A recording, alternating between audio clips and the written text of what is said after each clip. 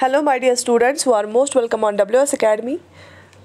In this today's topic, this is another topic for especially for Kashmir University Junior Assistant Examination, but this is the core for other exams as well, for other competitive exams, be it UPSC, JKS or JKSSB or SSC exams. This topic is about the forms of government, which is a part of polity. Indian polity का जो component होता है उसी का basically part होता है Indian polity and governance का. Forms of government ये एक basic topic है, core भी मैं बोलूँगी basic topic है, right? Okay.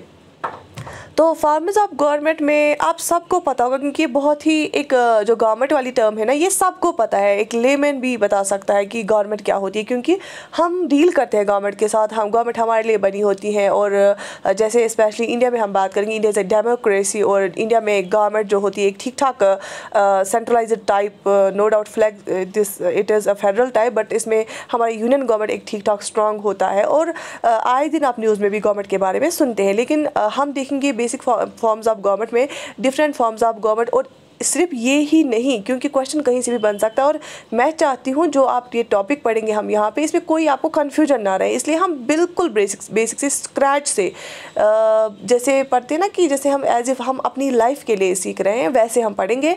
और हिस्टोरिकल बैकग्राउंड भी देखेंगे, एग्जाम्पल्स भी देखेंगे और बाकी सारी चीज़ें. ठीक है. और उसके बाद मैं आपको MCQs भी कराऊँगी.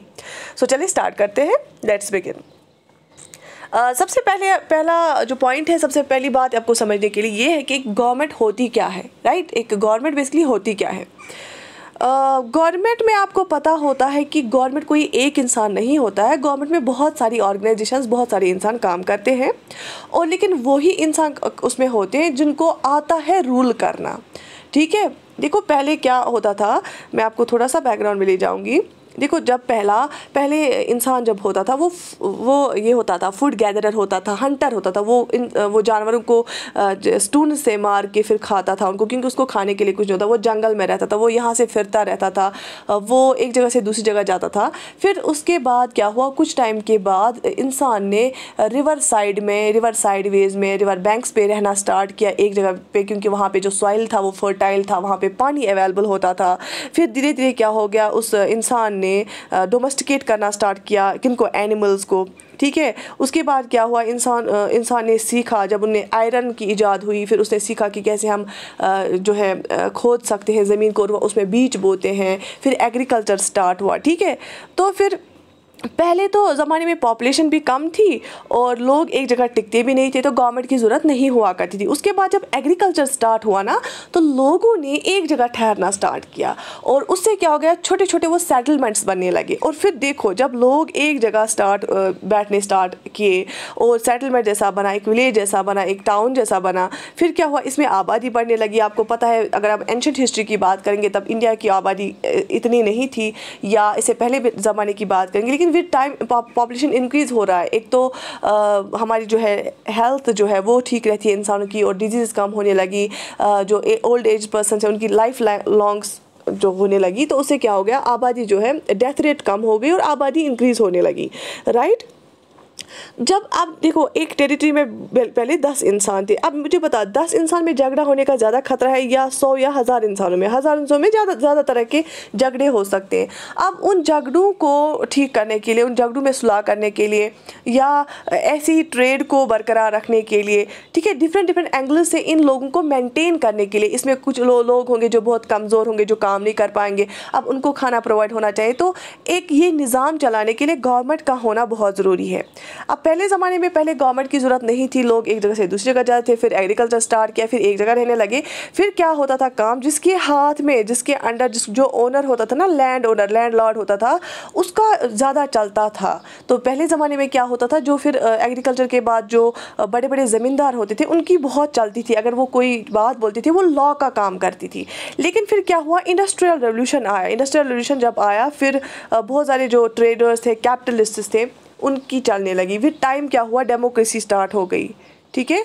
तो मेरा कहने का मतलब ये है कि गवर्नमेंट की ज़रूरत क्यों पड़ी जब आबादी भी ज़्यादा हुई और लोग एक जगह रहने लगे, एक टेरिटरी में रहने लगे, फिर उन लोगों को अच्छे से मेंटेन करने के लिए, सोशल क्राइम्स को कम करने के लिए, ताकि लोग एक दूसरे को ना मारे, ताकि लोग एक दूसरे को का हक ना खाए, ताकि लोग अगर ट्रेड कर रहे हैं उसमें कोई तनाज़ा ना हो, राइट, ताकि जो छोटे बच्चे हैं उनको एक्सप्लॉइट ना किया जाए लॉज की ज़रूरत पड़ी, ठीक है। तो इसीलिए फिर कुछ रूलर्स को, आपको पता है पहले रूलर हुआ करते थे, बादशाह हुआ करते थे, तो वो रूलर भी क्या करता था, उसका ऑर्डर जो होता था, फरमान होता था, वो लॉ का काम करता था, ठीक है।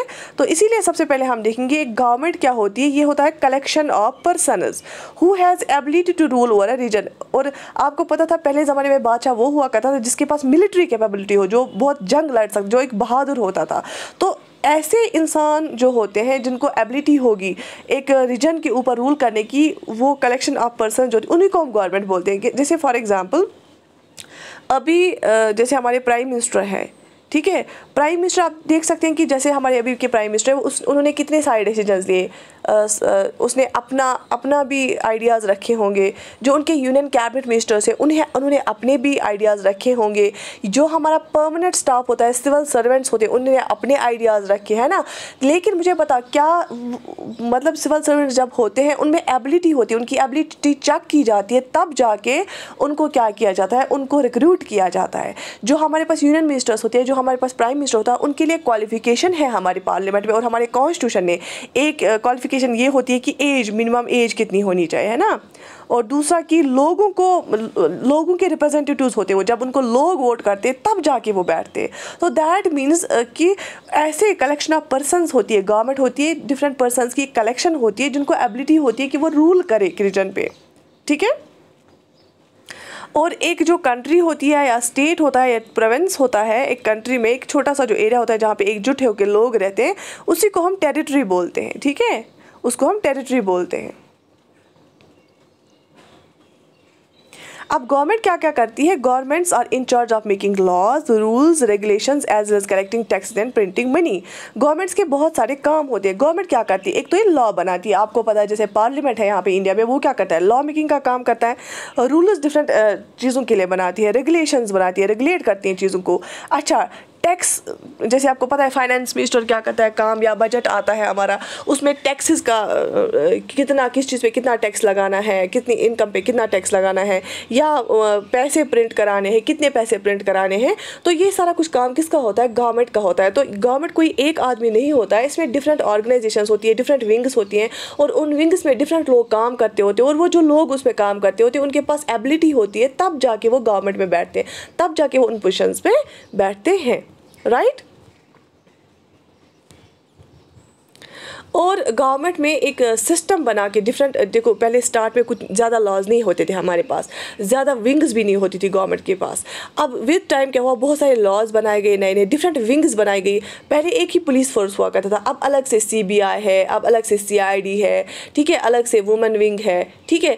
तो या ड्रग्स के लिए अलग से पुलिस बनाई गई है, टैक्स लॉज के लिए अलग से पुलिस बनाई गई है। तो डिफरेंट सिस्टम्स आए, और उससे के साथ साथ अगर कोई इविल करता है, कोई भी लॉ ब्रेक करता है, उसके लिए डिफरेंट पेनल्टीज़ को भी रखा गया है। अगर कोई लॉ तोड़ता है उसके लिए डिफरेंट पेनल्टीज़ भी रखी गई है। ये काम भी गवर्नमेंट ने ही किया है, ठीक है।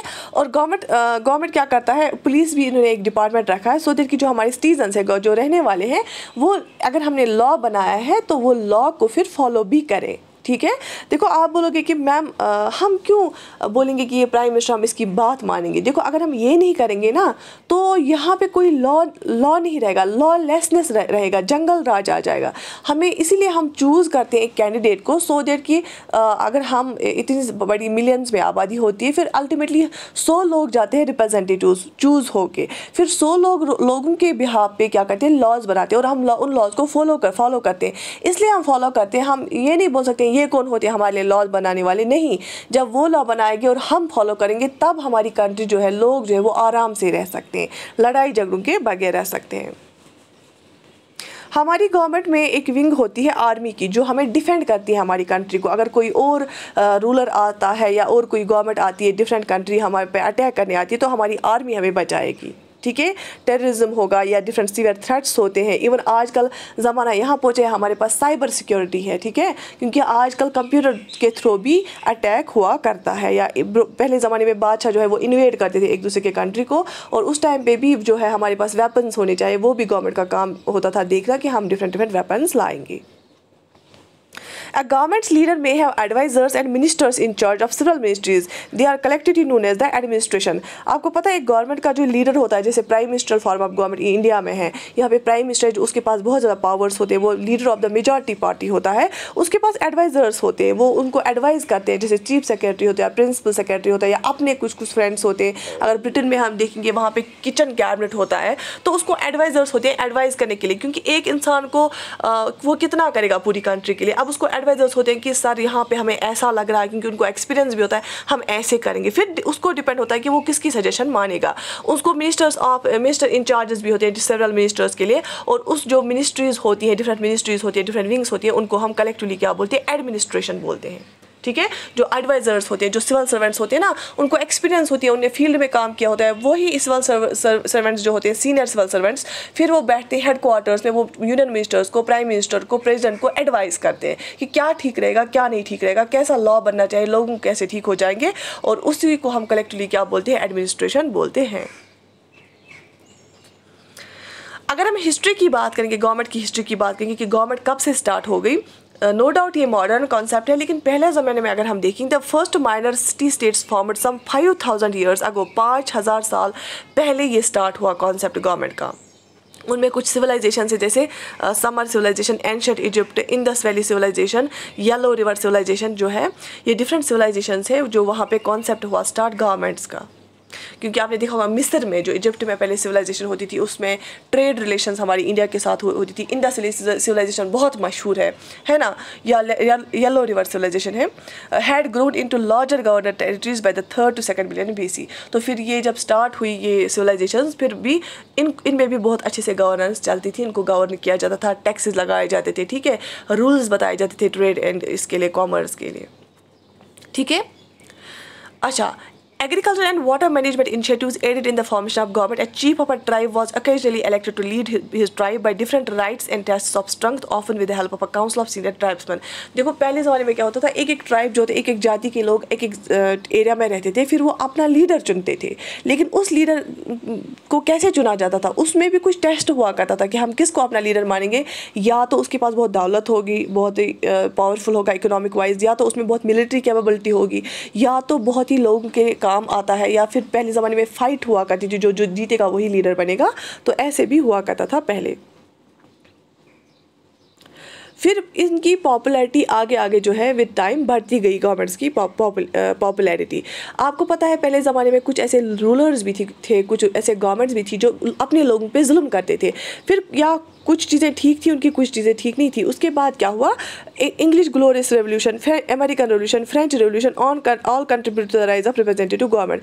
पहले ज़माने में क्या होता था, गवर्नमेंट तो होती थी, लेकिन वो जो हेड होता था ना, वो जो मन में उसको आता था वो करता था। लेकिन फिर विद द टाइम क्या हुआ, लोगों को लगा कि ये सही नहीं है, ये डिक्टेटर बन रहा है। उसके बाद रेवोल्यूशंस आए, उसके बाद इनकलाब आया बहुत जगह पे, जैसे फ्रेंच रेवोल्यूशन आपने सुना होगा, रशियन रेवोल्यूशन सुना होगा, American revolution, English glorious revolution के बारे में सुना होगा।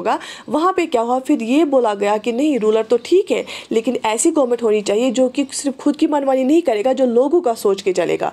उसीलिए फिर क्या हुआ, रिप्रेजेंटेटिव गवर्नमेंट्स का कॉन्सेप्ट आया सामने। किनका कॉन्सेप्ट आया, रिप्रेजेंटेटिव गवर्नमेंट्स का कॉन्सेप्ट आया। जैसे सोवियत यूनियन था, रशिया के साथ और कंट्रीज़ मिली हुई थी, उसको सोवियत USSR में बोलते थे, सोवियत यूनियन बोलते थे।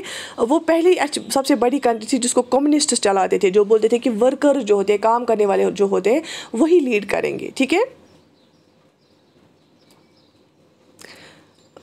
Liberal democracy had been even more popular type of administration since the collapse of Berlin wall, ठीक है। बर्लिन वॉल वहाँ पे जर्मनी में था। तो मैंने बोला कि डिफरेंट तरह की गवर्नमेंट्स तो स्टार्ट हुई थी, लेकिन विद टाइम आजकल ज़्यादातर तरजीह किसको दी जाती है, ज़्यादातर सपोर्ट किसके लिए होता था, डेमोक्रेसी के लिए होता है, रिप्रेजेंटेटिव गवर्नमेंट के लिए होता है। क्योंकि ऐसे ही जब हिटलर आया, फिर उसके खिलाफ ही लोग हो गए, क्योंकि अब रूलर कुछ ऐसे भी होते थे पहले जो फिर अपने ही लोगों पर जुल्म भी करते थे। फिर 19th and 20th सेंचुरी में जो गवर्नमेंट का साइज़ है या गवर्नमेंट की फंक्शंस है, वो ड्रामेटिकली चेंज हो गई।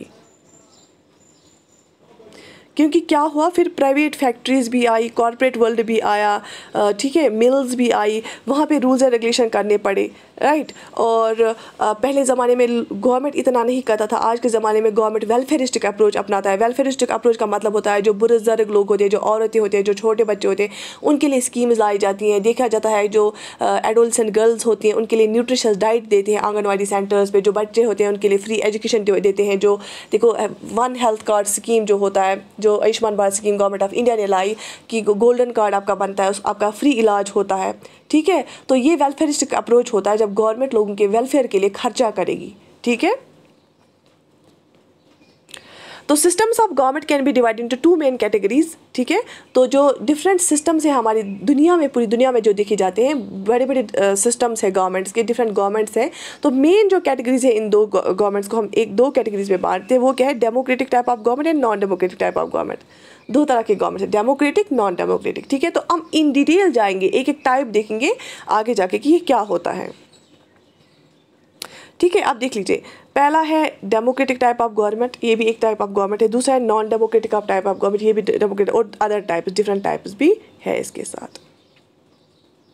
अब डेमोक्रेटिक में हम सबसे पहले देखेंगे डेमोक्रेटिक क्या होता है। बेसिकली डेमोक्रेटिक का होता है, आपने अगर हम टेक्स्ट बुक एनसीईआरटी की बात देखेंगे, अगर एनसीईआरटी का देखेंगे डेमोक्रेसी क्या होता है, वो होता है कि it is government of the people, bye the people, for the people. ये एक ऐसी गवर्नमेंट होती है जो हम लोगों के लिए, लोगों के वेलफेयर के लिए बनाते हैं, और लोग ही बनाते हैं इसको, लोगों से ही बनती है। दैट मीन्स अगर कोई गवर्नमेंट चलाने वाला होता है वो हम में से ही होते हैं, लोगों में से ही होते हैं, और जब वो गवर्नमेंट में आते हैं वो लोगों के लिए ही काम करते हैं, और उनको चुनते भी लोग ही हैं, ठीक है। तो डेमोक्रेटिक जो है, डेमोक्रेटिक गवर्नमेंट में भी मैंने आपको बताया, डेमोक्रेटिक गवर्नमेंट का मतलब होता है जो लोग गवर्नमेंट बनाएंगे खुद, ठीक है, और लोगों में से ही हम चुनते हैं कौन चलाएगा, कौन हायर पोस्ट पे जाएगा, ठीक है। तो इसके भी अंदर से टाइप्स है, डिफरेंट टाइप। जैसे पहला है डायरेक्ट डेमोक्रेसी, ठीक है, पहला है डायरेक्ट डेमोक्रेसी। दूसरा है रिप्रेजेंटेटिव डेमोक्रेसी, ठीक है, रिप्रेजेंटेटिव डेमोक्रेसी। और सबसे ज़्यादा इंपॉर्टेंट जो है पार्लियामेंट्री सिस्टम। आपको पता है प्रेसिडेंशियल सिस्टम अलग होता है, पार्लियामेंट्री सिस्टम अलग होता है। ये सारी टाइप्स हम एक एक करके पढ़ेंगे। डायरेक्ट डेमोक्रेसी क्या होती है, रिप्रेजेंटेटिव डेमोक्रेसी क्या होती है, पार्लियामेंट्री सिस्टम क्या होता है, रिपब्लिक सिस्टम क्या होता है, या नॉन डेमोक्रेटिक जो दूसरा टाइप है वो क्या होता है। पहले डेमोक्रेटिक में हम देखेंगे डायरेक्ट डेमोक्रेसी क्या होती है, राइट। तो different type systems of government होती हैं। सबसे पहले हमने डेमोक्रेटिक देखा, और डेमोक्रेटिक में सबसे पहले हम डायरेक्ट डेमोक्रेसी देखेंगे। जो डायरेक्ट डेमोक्रेसी होती है वो, इसका मतलब होता है, direct democracy means citizens direct participation in democratic decision making. Direct democracy का मतलब होता है जो लोग रहने वाले वहाँ पे लोग होते हैं ना, इनका होता है, ये डायरेक्टली पार्टिसिपेट करते हैं डिसीजंस में।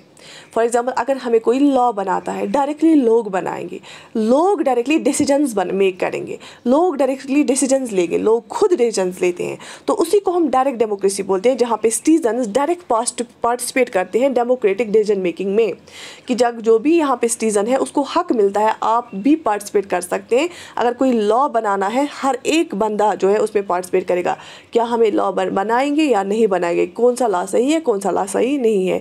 It is also known as pure democracy, इसको हम प्योर डेमोक्रेसी भी बोलते हैं। In which people decide on policy ideas without the assistance of elected representatives, जहाँ पे लोग खुद क्या करते हैं काम, पॉलिसीज़ बनाते हैं, उसमें कोई रिप्रेजेंटेटिव हम चुनते नहीं है। फॉर एग्जाम्पल देखो कुछ ऐसी कंट्रीज़ है दुनिया में जो छोटी है, छोटी मतलब उसमें आबादी भी कम है और एरिया में भी कम है। अब जो ऐसी कंट्रीज़ है जिनकी आबादी कम है, वहाँ पे जैसे लोग होते हैं कम नंबर ऑफ़ लोग होते हैं, अगर उनको कोई लॉ बनाना होगा, आजकल टेक्नोलॉजी भी अवेलेबल है, वो डायरेक्टली ऑनलाइन पोल कर सकते हैं और देखेंगे लोगों का रिएक्शन। लेकिन अगर हम इंडिया की बात करेंगे, हमारी जो आबादी है ना बहुत ही ज़्यादा है। अगर हम स्विट्ज़रलैंड की बात करेंगे, हमारी एक स्टेट जो होता है ना, पर्टिकुलर एक स्टेट है ना, उसकी आबादी ज़्यादा है पूरे स्विट्ज़रलैंड से। तो स्विट्ज़रलैंड की आबादी हिंदुस्तान की एक स्टेट से भी कम है। या फ्रांस की बात करेंगे तो वहाँ पे पॉसिबल है कि वो खुद पार्टिसिपेट करेंगे डिसीजन मेकिंग में। लेकिन इंडिया जैसी कंट्री में ये पॉसिबल नहीं है कि लोग डायरेक्टली पार्टिसिपेट करेंगे डिसीजन मेकिंग में, वो पॉसिबल ही नहीं है। और कुछ ऐसी कंट्रीज है जहाँ पे लोग पढ़े लिखे ज़्यादा है, और जैसे अंडर डेवलप्ड कंट्रीज है, वहाँ पे लोग पढ़े लिखे भी नहीं है, उनको पता भी नहीं है कि क्या करना है, क्या सही है, क्या गलत है। तो दैट में जो डायरेक्ट डेमोक्रेसी है वो ऐसी कंट्रीज़ में कुछ होती है जहाँ पे सिटीजन्स डायरेक्टली पार्टिसिपेट करते हैं लॉ बनाने में, लॉ रेगुलेट करने में, प्राइसेस को फिक्स करने में, ठीक है, मतलब पॉलिसी आइडियाज़ लोग खुद बनाते हैं, ठीक। लेकिन this is in contrast to the majority of existing democracies. लेकिन आजकल अगर हम जितनी भी डेमोक्रेसीज देखें, ये डेमोक्रेटिक फॉर्म ऑफ गवर्नमेंट में ही आता है ना, डायरेक्ट डेमोक्रेसी। लेकिन अगर जो आजकल की डेमोक्रेसीज है ना, वो डायरेक्ट ज़्यादा नहीं है, ज़्यादातर majority of the government direct democracy नहीं होती। क्यों? यही प्रॉब्लम है। एक तो कंट्रीज़ बड़ी होती है साइज़ में भी और पॉपुलेशन के हिसाब से भी, उसमें पॉसिबल नहीं है कि आप मुल्क के हर एक बंदे से पूछोगे पहले पॉलिसी, नहीं, वो पॉसिबल नहीं है। तो ज़्यादातर अभी जो डेमोक्रेसी है ना, जो डेमोक्रेटिक फॉर्म ऑफ गवर्नमेंट है, डेमोक्रेसी तो अभी ज़्यादातर मुल्कों में है, लेकिन यहाँ पे ज़्यादातर मुल्कों में रिप्रेजेंटेटिव डेमोक्रेसी है, डायरेक्ट डेमोक्रेसी नहीं है। ठीक है, यहाँ पे मुल्कों में ज़्यादा डायरेक्ट डेमोक्रेसी नहीं है, रिप्रेजेंटेटिव डेमोक्रेसी पाई जाती है। The world is also occasionally applied to the process of directly elected representatives rather than indirectly through an elected body। देखो, अब इलेक्शंस होते हैं ना, कंट्रीज़ में इलेक्शंस होते हैं, उसमें भी क्या होता है, ज़्यादातर इनडायरेक्ट इलेक्शंस होते हैं। जैसे मैं आपको एग्जांपल दूंगी, राज्यसभा का इलेक्शन होता है, लोग उसमें पार्टिसिपेट नहीं करते हैं, क्योंकि अगर लोग पार्टिसिपेट करते हैं तो बहुत एक बड़ा ह्यूज साई बनेगा, है ना, उसमें पैसा भी बहुत खर्च हो जाएगा, टाइम कंज्यूम भी होगा। लेजिस्लेटिव काउंसिल्स का जो इलेक्शन होता है वो भी इनडायरेक्ट होता है, उसमें लोग पार्टिसिपेट नहीं करते हैं। ठीक है, जो प्रेसिडेंट्स का इलेक्शन होता है ना, वो भी इनडायरेक्ट होता है, उसमें लोग पार्टिसिपेट नहीं करते।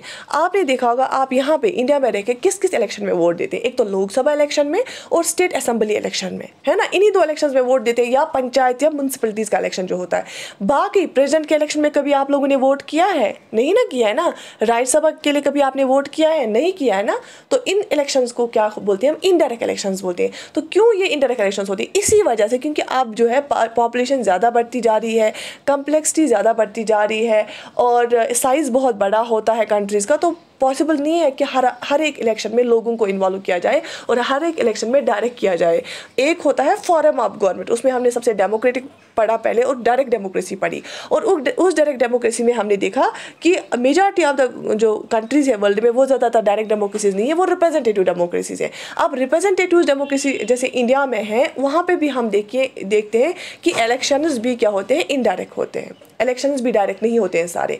हमारी इंडिया में सिर्फ लोकसभा और स्टेट असेंबली का और पंचायत का इलेक्शन डायरेक्ट वाला होता है, लेकिन हर एक लेवल का इलेक्शन में लोग इन्वॉल्व नहीं होते। जैसे प्रेसिडेंट का, वाइस प्रेसिडेंट का, राज्यसभा का, लेजिस्लेटिव काउंसिल का इलेक्शन होता है, वो इनडायरेक्ट इलेक्शन होता है। उसमें हमारे रिप्रेजेंटेटिव्स वोट डालते हैं, ना कि हम डालते हैं। उसमें MLAs वोट करते हैं, ना कि लोग वोट करते हैं, राइट।